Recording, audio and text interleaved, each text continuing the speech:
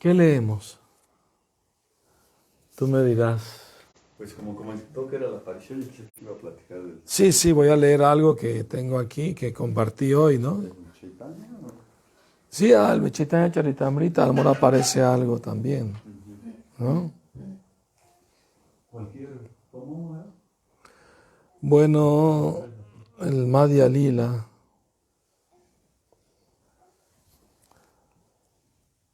Tengo que buscar aunque tengo aquí toda la información, pero bueno, leer algo de los libros, a ver si aparece aquí en su nombre, seguramente que sí.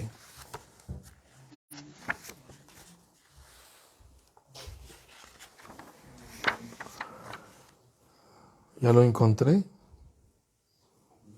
25, 26.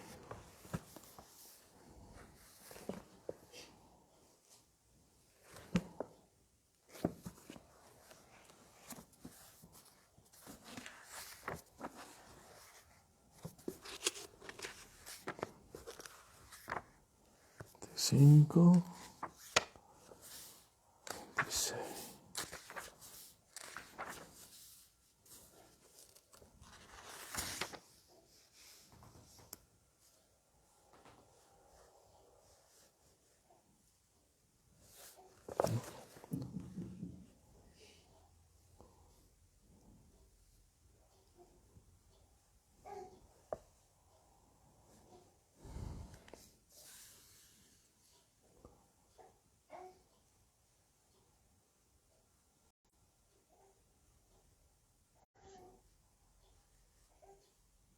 Veinticinco, 56.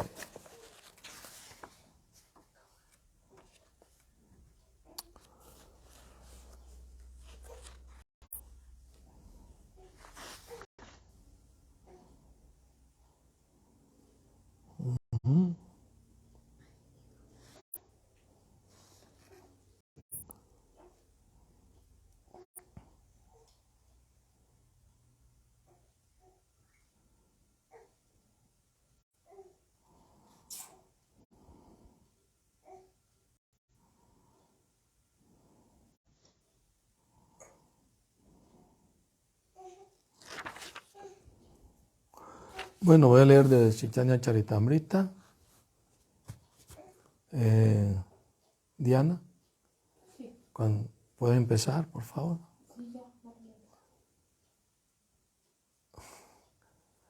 Jaya Jaya Sri Chaitanya Jaya Nityananda Jaya Dvaita Chandra Jaya Gaura Bhakta Vrinda.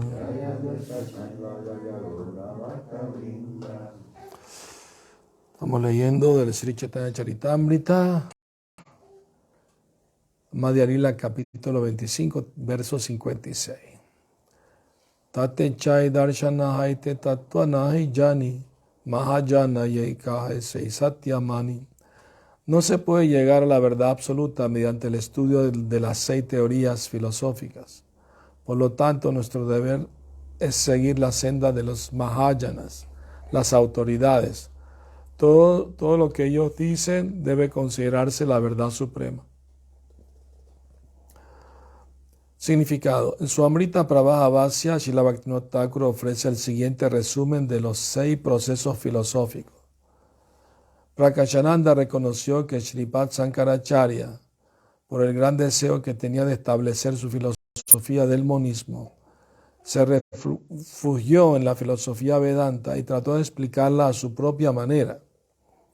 La realidad, sin embargo, es que si se acepta la existencia de Dios, es completamente imposible establecer la teoría del monismo. Esa es la razón por la que Sankaracharya rechazó todas las escrituras védicas que establecen la supremacía de la suprema personalidad de Dios. Shankaracharya trató de refutar las escrituras védicas de varias formas.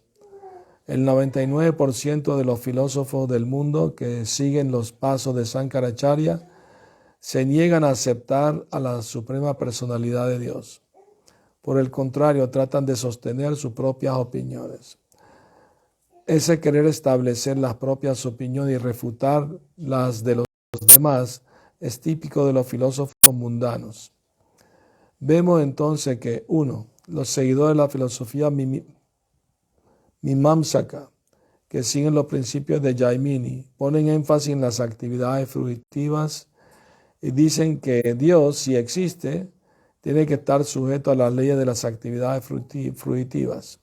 En otras palabras, si alguien cumple perfectamente con sus deberes en el mundo material, Dios está obligado a darle el resultado deseado. Según esos filósofos, no es en absoluto necesario hacerse devoto de Dios. El Señor reconocerá a quien siga principios morales estrictos y le dará la recompensa deseada. Esos filósofos no aceptan el principio védico de Bhakti Yoga, sino que resaltan la importancia de seguir el propio deber prescrito. 2. Los seguidores de la filosofía Sankhya, atea, como Kapila. Saben que hay 2 Kapilas. Hay un Kapila que es un avatar de Krishna, predicó la filosofía Sankhya, pero con Bhakti Yoga. Pero hay otro Kapila que apareció después, que era ateo. Entonces él explicó el Sankhya ateo, o sea, sin Dios.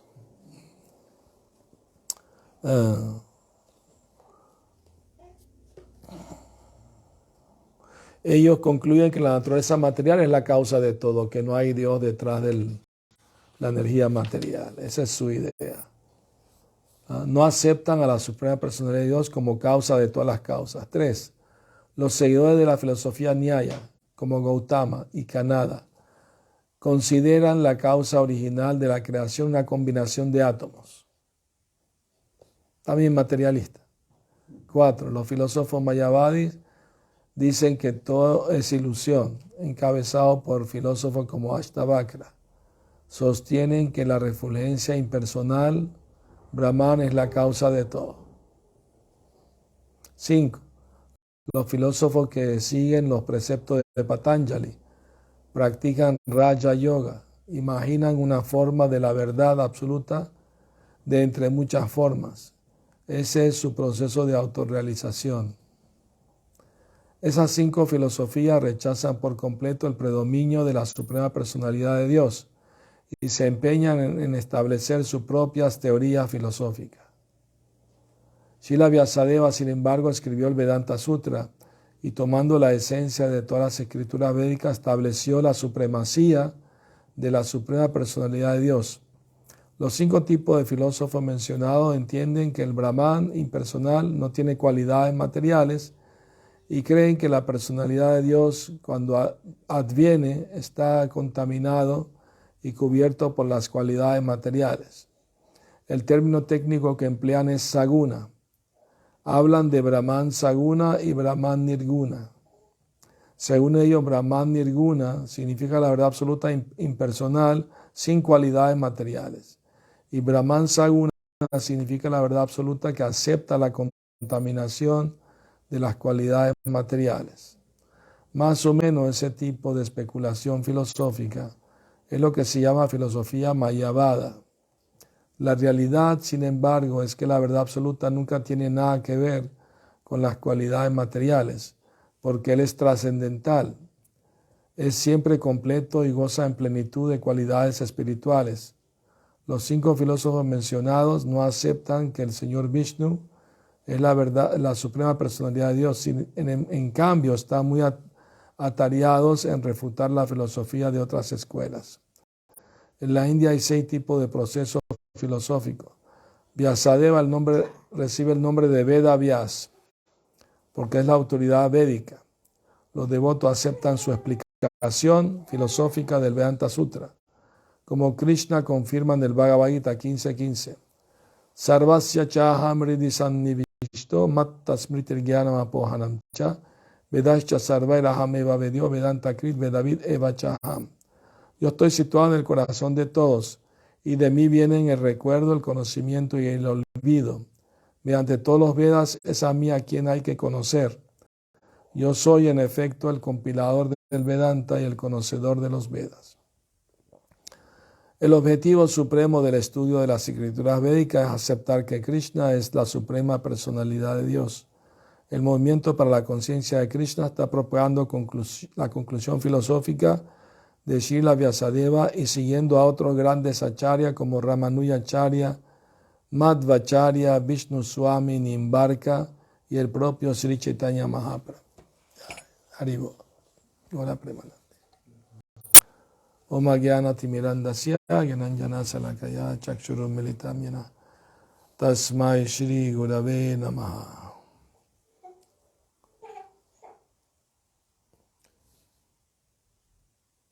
Nací en la más oscura ignorancia y mi maestro espiritual Srila Prabhupada abre mi sol con la antorcha del conocimiento. A él le ofrezco mis humildes y respetuosas reverencias. Entonces está muy claro que en la India hay 6 filósofos y cada uno tiene su propia teoría. Pero el sexto es Vyasadeva, el autor de los Vedas, y él sí acepta que Dios es una persona. Los otros no lo aceptan. Ellos dicen que Dios es una energía impersonal. Y si viene al mundo, entonces él acepta las cualidades materiales. Ellos no entienden. Es como si un rey va a visitar a los presos en la cárcel y uno de los presos tontamente piensa: el rey está en la cárcel, debe ser un preso como nosotros. Qué tontería, ¿no? Entonces, así mismo, cuando Krishna viene al mundo material, ellos piensan erróneamente que él adquiere las cualidades materiales de los seres humanos. Él está sujeto, pues, a la lamentación y la ilusión y la pasión y todas esas cosas. No entienden que aunque Él viene a este mundo, Él no está sujeto a las leyes de este mundo, porque Él creó las leyes de este mundo. No está sujeto a ellas. Así como el rey, aunque entra en la cárcel, no está sujeto a las leyes de la cárcel. Él puede entrar y salir cuando quiera, ¿no? Ellos, los presos, no. Tienen que cumplir su condena, ¿no? Entonces, ese es el error de esos filósofos. Unos dicen: tú simplemente haz tu trabajo bien, y si hay un Dios, no sabemos, pero si hay un Dios, tiene que darte resultado de tus buenas obras, sé un moralista y suficiente con eso, ¿no? Yo me he encontrado gente así que dice: bueno, si Dios existe, yo lo único que tengo que hacer es no robar a nadie, no matar a nadie, y con eso estoy bien. Le dije: bueno, en realidad sí estás robando y sí estás matando. Yo no, ¿a quién? Y mira, le dije: bueno, si no ofreces el resultado de tu trabajo a Dios, estás robando, porque todo le pertenece a Él. ¿Me explico? O sea, si tú en la calle encuentras una cartera y te la metes al bolsillo, eres un ladrón, porque tiene dueño, ¿verdad?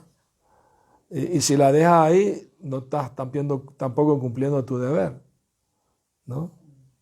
En la cartera debe estar el documento de la persona, el nombre de la persona y todo eso, ¿no? Llevar a la policía: mira, encontré esto, ¿no? Pero asimismo, en este mundo, el aire que respiramos, el agua, las frutas, todo, ¿no? El sol, todo. Nosotros no creamos eso. Ya estaba aquí cuando vinimos, entonces estamos endeudados. ¿Y quién provee todo eso? Pues Dios. Entonces tenemos que estar agradecidos y ofrecer todo resultado de nuestras actividades para el placer de Dios, de Krishna, ¿no? Por eso los devotos ofrecen la comida antes de probarla, ¿no? Y yo le dije a esta persona: bueno, la Biblia dice no matarás, y si tú estás comiendo carne, estás matando animales. No, yo no lo maté, yo solo lo compré en el súper empaquetadito, ¿no? Y dije: bueno, aquí en México hay el dicho: no solo peca el que mata a la vaca, sino también el que le jala la pata, así que está de cómplice, ¿no? Entonces, y bueno, a la gente le cuesta entender estas verdades, ¿no? ¿Comprende? Entonces, Entonces grandes maestros han establecido la verdad, ¿no? A través de la filosofía original de la India son los Vedas, ¿no? El autor es Vedavyas, Srila Vyasadeva, y él acepta que hay un Dios supremo y que tiene forma personal y que es una persona eternamente, ¿no? No es que solo cuando viene al mundo tiene una forma que se puede ver, eternamente tiene una personalidad, ¿no? Entonces, y Krishna dice en el Bhagavad Gita que Él está en el corazón de todos y de Él vienen el recuerdo, el conocimiento y el olvido. Y a través de los Vedas me pueden conocer, ¿no? Y yo soy en efecto el compilador de todos los Vedas. Porque los Vedas no es que Vyasadeva los inventó, ya existían anteriormente en forma oral. O sea, había una tradición oral. Los maestros tenían escuelas, tenían estudiantes, le enseñaban una sección de los Vedas y ellos la aprendían de memoria, no eran necesarios libros. En otras épocas remotas la gente tenía una memoria muy aguda, ¿no? Pero Vyasadeva vio que en el futuro, él tuvo una visión del futuro y él vio que la gente no iba a tener una memoria muy aguda, sino que iban a perder esa agudez de memoria, iban a olvidar las cosas fácilmente. Entonces él decidió llevar por escrito todos los Vedas. Él compiló todos los Vedas, los recopiló. El Veda era uno solo, él lo dividió en 4. Y después escribió los Puranas, ¿no? El Vedanta Sutra, el Mahabharata, que está incluido el Bhagavad Gita, etcétera, ¿no? Entonces nosotros aceptamos la autoridad del sabio Vyasadeva que compiló todos esos libros, pero ese conocimiento védico primero emanó de Dios, no es que Vyasa lo inventó de su mente, ya existía. Él lo dividió, lo recopiló, lo puso de una forma entendible para los seres humanos, ¿no? En sánscrito. Pero nuestro maestro espiritual fundador, Bhaktivedanta Swami Prabhupada, él cuando vino al mundo occidental en los años 60, a mediados de los años 60, tradujo esos libros al inglés con sus propios comentarios, basado en lo que dicen todos los maestros anteriores a él, ¿no? Y su propio maestro. Es una cadena de sucesión discipular. Discípulos y maestros a través de las eras se van transmitiendo el mismo mensaje, ¿no? No lo cambian, no lo modifican, no le quitan ni le ponen.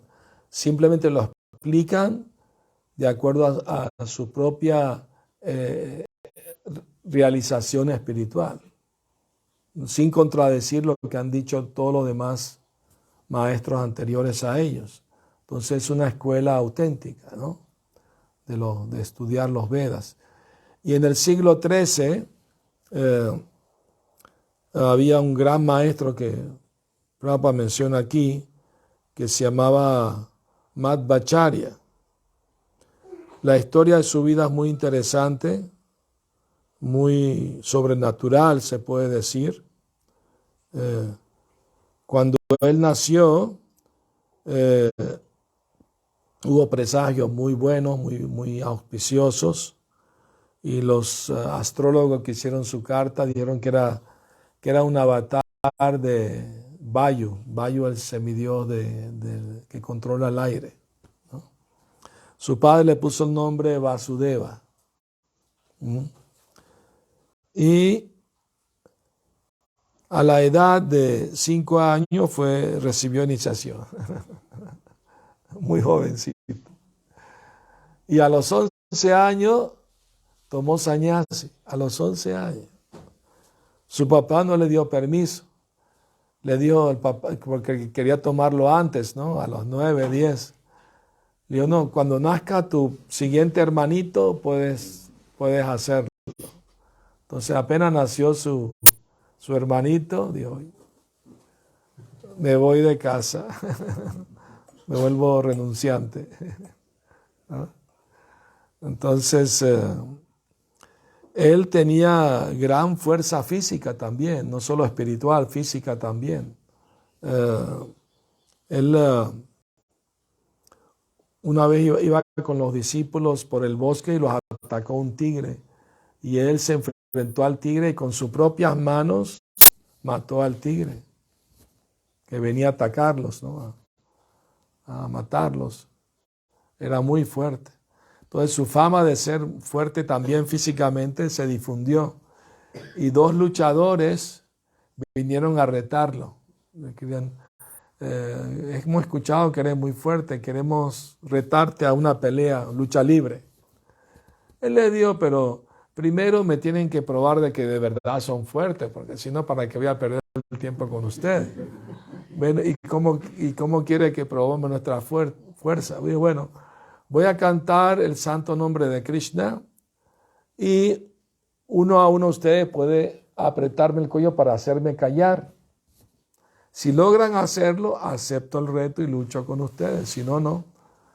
Bueno, está bien, aceptamos el reto. Entonces él se sentó, empezó a cantar el nombre de Krishna y vino unos luchadores y le estaba con mucha fuerza apretando y no lo pudo parar. No le pudo parar de cantar. O sea, el cuello se le puso como de piedra, no lo podía ahorcar. Y después vino el otro, tampoco pudo. Le dijo, está bien, los dos juntos. Y tampoco pudieron. Entonces todo, dijo, ¿dónde saca tanta fuerza? Él dijo del Señor Supremo, ¿no? La origen de toda fuerza. Pues, ¿y quién es Él? Pues Él es Krishna. Ah, pues queremos ser devotos de Krishna. Bueno, entonces los aceptó como discípulos, ¿no? Y que hizo cosas increíbles también. Una vez había conflicto entre los musulmanes y los hindúes, que los musulmanes invadieron la India y todo, había conflicto. Y él tenía que ir a predicar a una ciudad, pero no había barcos para cruzar el río, era un río muy grande. Entonces le dijo a los discípulos, no se preocupen, hagan fila detrás de mí, pongan su mano en el hombro de la persona que tienen delante y vamos a cruzar el río. Y él caminó sobre el lago. ¿Ah? Y cruzó y los demás discípulos que iban detrás también pudieron cruzar caminando sobre el lago, ¿no? Cuando el gobernante musulmán vio esto, quedó asombrado, ¿no? Dijo, un gran santo. Dijo, lo que usted quiera, lo que usted pida, le damos todas las facilidades, ¿no? Le dio a los soldados, lo que él pida, se lo dan, ¿no? Entonces, así, ¿no? Y él derrotó todas esas filosofías ateas e impersonalistas de la época, ¿no? Escribió comentarios sobre el Bhagavad Gita y otras escrituras védicas, ¿no? Y una historia muy, muy interesante de su vida es que él un día estaba sentado a la orilla del océano, porque hay un océano donde él vivía, Udupi, en la ciudad sagrada, y estaba en trance, en meditación, y vio que en un barco estaba en medio de una tormenta y estaba en peligro el barco de encallar. Entonces él sacó parte de su tela y la movió así y como él es el semidios del aire, calmó la tormenta. Y la tormenta se calmó. Y entonces el barco se salvó de hundirse. Y el capitán del barco quería darle un regalo como agradecimiento, ¿no? Porque él se dio cuenta que esto es un santo que paró la tormenta. Entonces le ofreció una bandeja llena de joyas y de oro y todo eso. Y dijo, no, yo no quiero eso. Pero quiero darle algo. ¿Qué le puedo dar? Le dije, bueno, dentro del barco tú tienes 3 rocas, ¿no? De arcilla, gopichandana, que se usa para poner en la frente como símbolo, ¿no? Muy bonito te queda el tilaka a ti. Entonces, esas 3 rocas es lo único que quiero. Porque dentro de esas rocas hay algo muy valioso que quiero yo. Bueno, está bien. ¿Cómo supo usted que yo tenía esas rocas ahí adentro? Pues Krishna me lo reveló y por eso yo estaba sentado aquí esperando el barco.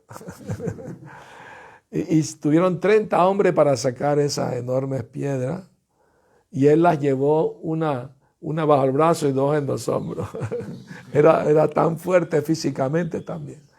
Las llevó al templo y en el templo había como un lago ahí, las lavó ahí y se abrieron y habían deidades dentro de las rocas. En una de ellas había una deidad de Krishna, con un bastón en la mano para cuidar las vaquitas, ¿no? En otra había una deidad de Balaram, el hermano de Krishna, y en otra había una deidad de Vishnu, con 4 manos. Entonces él las puso en diferentes templos, hizo una ceremonia y todo, ¿no? Ahora, esta deidad de Krishna se llama Udupi Krishna. Yo tuve la fortuna hace años de visitar ese templo en el sur de la India. Muy, muy bonita, muy poderosa esa deidad. O sea, nada más uno estar delante de ella siente una fuerza espiritual muy grande, ¿no? Porque esa deidad es de la época de Krishna. O sea, la historia es que Madre Devaki, la mamá de Krishna, le dijo un día en Dwarka a Krishna: yo no soy tan afortunada como Madre Yashoda, que vio tus pasatiempos infantiles. Ella es mucho más afortunada que yo, pues. Y se puso triste, ¿no? Entonces Krishna, para complacer a su madre, dijo: si quieres te muestro mis travesuras de la infancia. Ah, sí, me encantaría. Entonces Krishna se volvió un niño y empezó a romper potes, robar yogur y hacer todo tipo de travesura, y Devaki estaba en éxtasis, ¿no? Y entonces, después de eso, él manifestó una deidad de él como niño, con un bastón de cuidar vaquitas, y entonces estaba adorando a esa deidad por mucho tiempo. Y cuando Krishna se fue de este mundo, ¿no?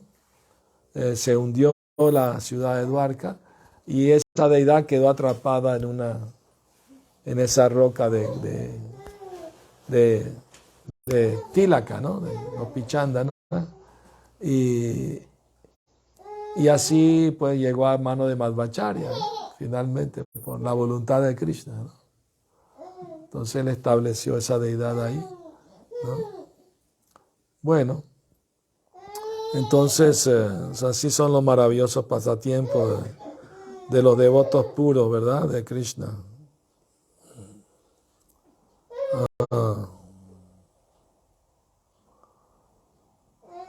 Durante su vida, Madhvacharya escribió 37 libros en sánscrito, la mayoría comentarios sobre libros sagrados, ¿no?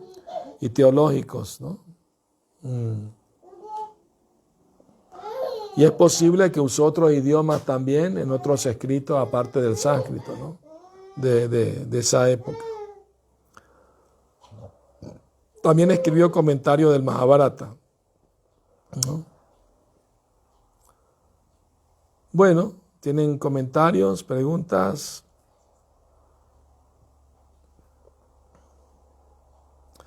Bueno, les cuento otra historia de él.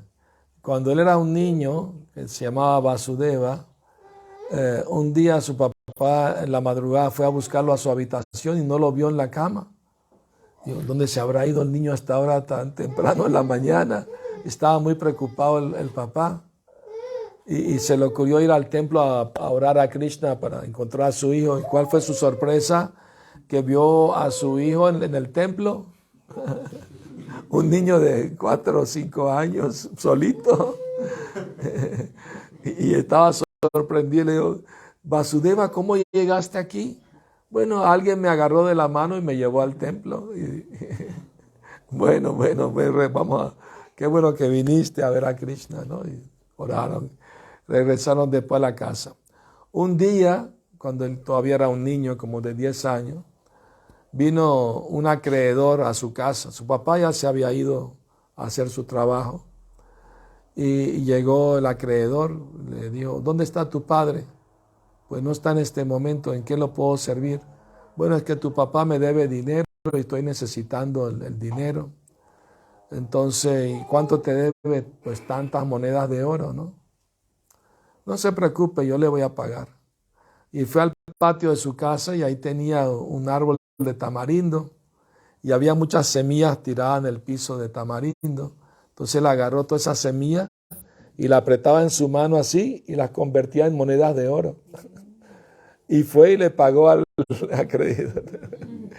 Pero esto es mucho más de lo que me debe tu papá por su paciencia. Quédese con el cambio, ¿no? Así que es increíble, ¿no? Las actividades de grandes devotos Vaishnavas, ¿no? Como él, ¿no? Del siglo XIII. Muy bien. Bueno, entonces la conclusión es que la verdad suprema es una persona, no es una energía sin forma o alguna imaginación, ¿no? Porque el problema de esos filósofos es que ellos no entienden que el mundo material es un reflejo desvirtuado del mundo espiritual. O sea, la idea de ellos es material. Ellos creen que si agarras un papel y lo rompes en 100 pedazos, ya no hay más papel. Entonces ellos piensan que si Dios existe y se difundió en crear el universo, Él se quedó disperso, pues ya no está como una persona más. Ya es una energía más suprema, ¿no? No entienden eso, ¿no? Ellos piensan que el mundo espiritual tiene que ser la negación del mundo material. O sea, que si aquí hay personas, hay casa, hay río, hay árboles, hay cielo, allá no puede haber nada de eso, porque sería material también. Esa es su idea equivocada.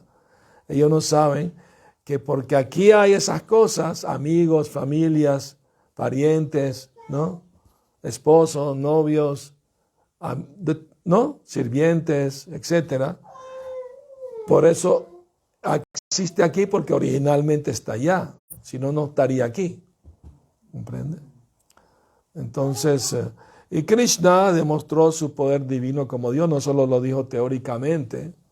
En el capítulo 11 del Bhagavad Gita le demostró a Arjuna su forma universal, donde todo el universo estaba dentro de él. Asumió una forma gigantesca. Y todo el universo estaba, las galaxias, todos los semidioses, todos los seres vivos del universo estaban dentro de él. Entonces ahí demostró, no solo en teoría, ¿no? Sino que en la práctica, que Él es el origen del universo, el Dios supremo, ¿no? Bueno, muy bien. ¿Algún comentario, pregunta, dudas? Muy bien. Srila Madhvacharya aquí, ya. Gora Premanandi, Hare Krishna.